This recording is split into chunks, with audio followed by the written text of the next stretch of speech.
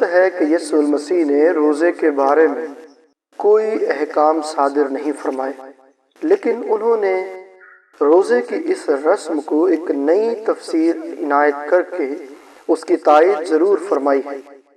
وہاں روزہ رکھنے اور کھولنے کے بارے میں قوانین وضع کرنے کا کام انہوں نے ضروری نہیں سمجھا اور اسے ہر شخص کی اپنی پسند اور ہر مسیحی کے اپنے طبعی تقاضوں پر چھوڑ دیا۔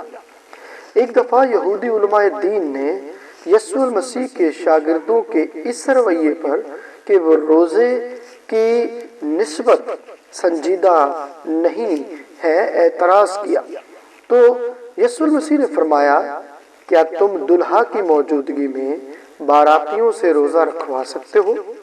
ہرگز نہیں، لیکن وہ دن آئیں گے کہ دلہا ان سے جدا کیا جائے گا، تب وہ روزہ رکھیں گے۔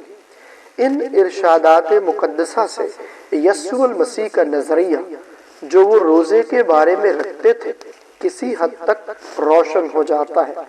مثلاً یہ کہ اگر روزہ محض اس لیے رکھا جائے کہ دیگر اشخاص کے ہاں یہ رسم کے طور پر رائج ہے تو اس سے کیا فائدہ؟ جس شخص کے دل و جان روحانی نعمتوں سے آسودہ ہے اسے غمناک ماحول کے دروازوں پر دستک دینے کی کیا ضرورت ہے؟